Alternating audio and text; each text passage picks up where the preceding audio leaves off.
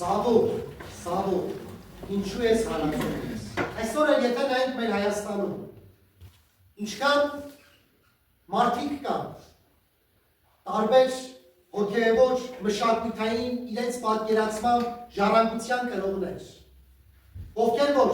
տարբեր երկրների ուղղորդմամբ իրենց թվացյալ ծառայությունն են բերում ազգին, այս այդ ճանապարհով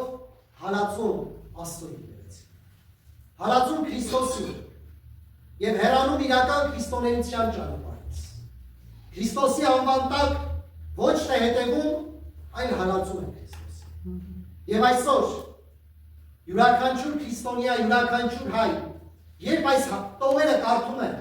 մասնակցելով կրոնական տարբեր ավանդավորական շարժումների հավաքներին,